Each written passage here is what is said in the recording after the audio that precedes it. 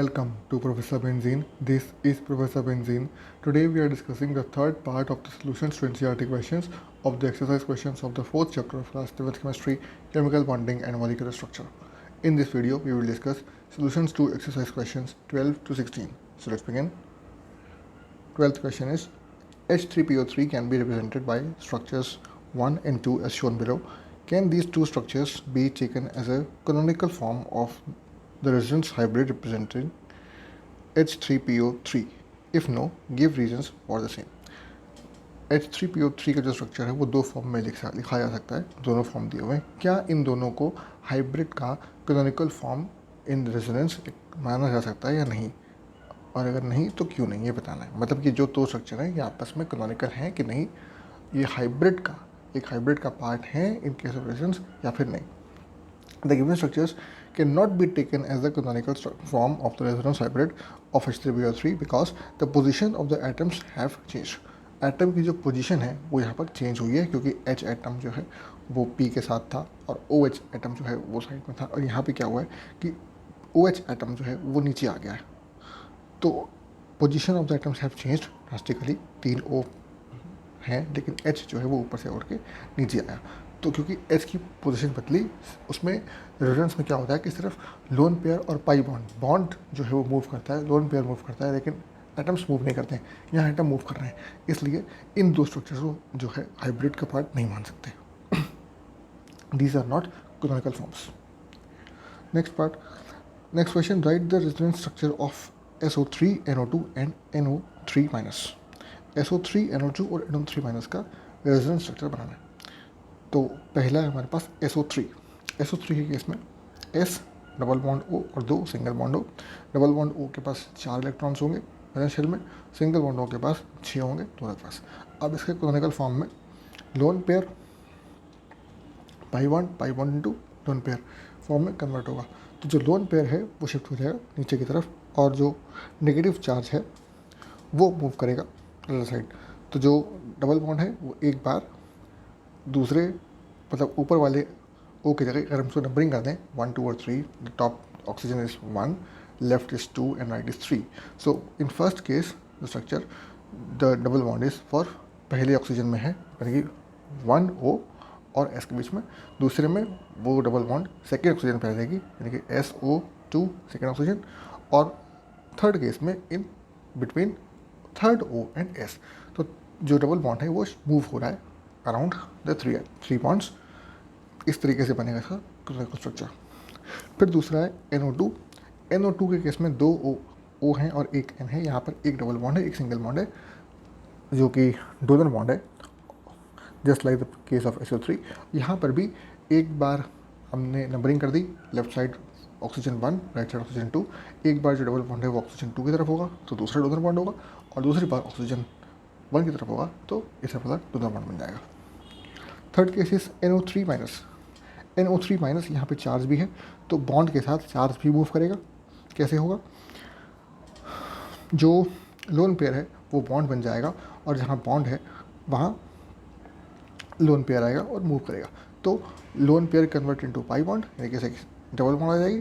तो first oxygen के case में जहाँ चार्ज था वहाँ पे डबल बॉन्ड आ गई और नंबर ऑफ वैलेंस इलेक्ट्रॉन्स 2 कम हो गए. और इसके बाद जहाँ पे डबल बॉन्ड था उसके अपोजिट में चार्ज आएगा और वहाँ पे डोनर बॉन्ड आ जाएगी.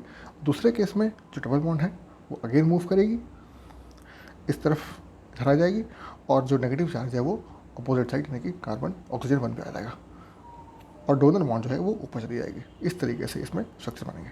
3 स्ट्रक्चर है, एक बार डबल बॉन्ड ऑक्सीजन 2 पे, एक बार डबल बॉन्ड ऑक्सीजन 1 पे, और एक बार डबल बॉन्ड ऑक्सीजन 3 पे. Next, use Levi symbols to show electron transfer between the following atoms to form cations and anions: K and S, C and O, and Al and N.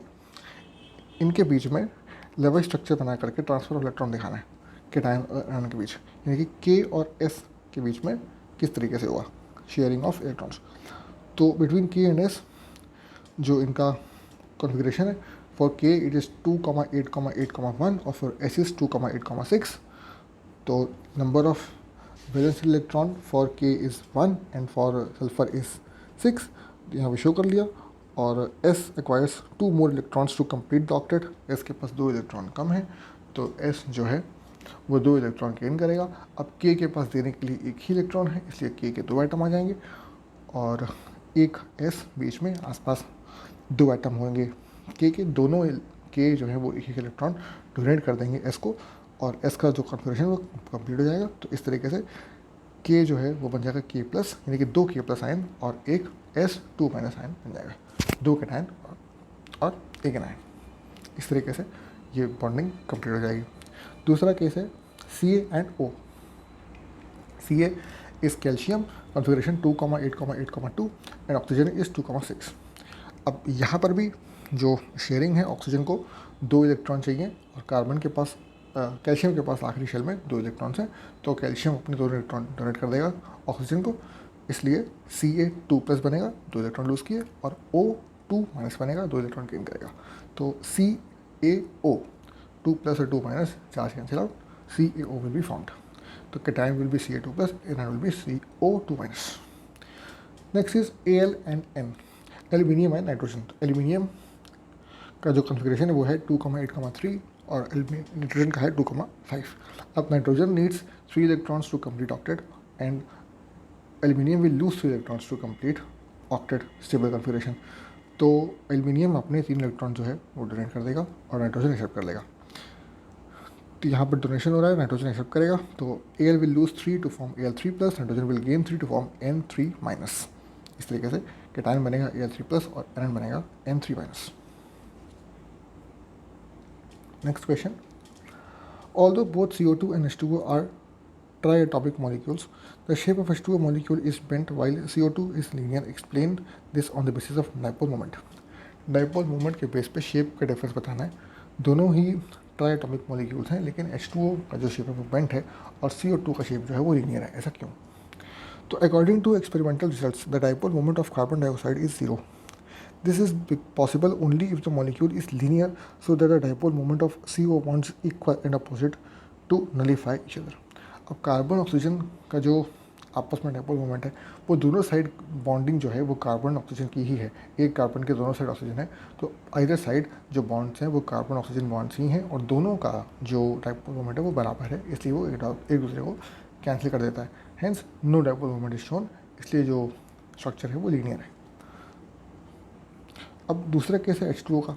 In case of H2O it has dipole moment value of 1.84, though it is a triatomic molecule like CO2. The value of the dipole moment suggests that the structure of H2O molecule is bent, whereas the dipole moment of OH bond are unequal. अब OH bond का जो dipole moment है वो unequal है, इसलिए structure bent है। और यहाँ पर एक रीज़न ये भी है कि जो वैलेंस इलेक्ट्रॉन है, कि ऑक्सीजन का जो नेगेटिव चार्ज है, इलेक्ट्रॉन्स हैं, वो रिपल्शन कॉज करते हैं बिटवीन द 2 बॉन्ड्स, इसलिए वो जो बॉन्ड है वो बेंट हो जाता है। डाइपोल मोमेंट जो है वो ज़्यादा है, इसलिए वो नीचे की तरफ रहेगा।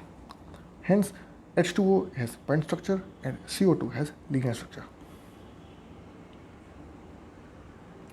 Next question, write the significance और applications of dipole moment. Dipole moment का सिग्निफिकेंस या एप्लीकेशंस क्या है?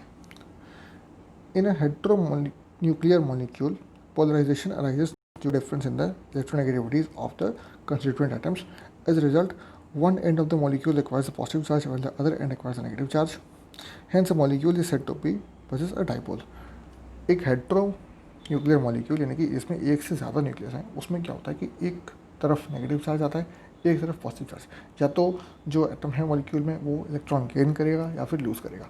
अगर इलेक्ट्रॉन गेन कर रहा है तो चार्ज नेगेटिव आएगा और जो लूज़ कर रहा है उसका चार्ज पॉजिटिव आएगा। अब क्योंकि इलेक्ट्रॉन ट्रांसफर हो रहा है इसलिए डाइपोल मोमेंट एग्जिस्ट करता है।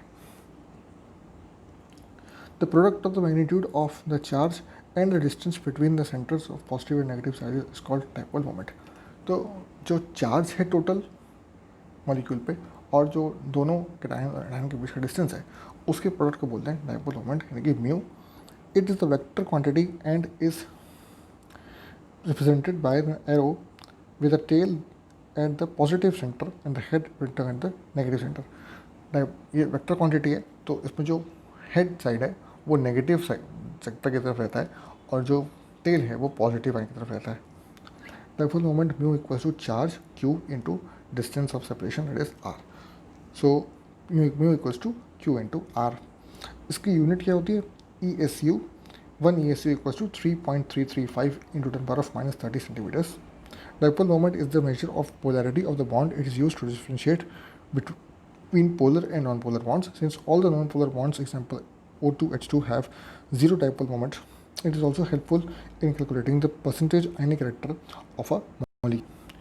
डाइपोल मोमेंट बेसिकली क्या होता है कि मेजर ऑफ पोलैरिटी, कितना पोलर है कितना नहीं है. अगर एक तरफ इलेक्ट्रॉन जो है अट्रैक्शन हो रहा है तो इट इज़ पोलर, नहीं हो रहा है तो नॉन पोलर है.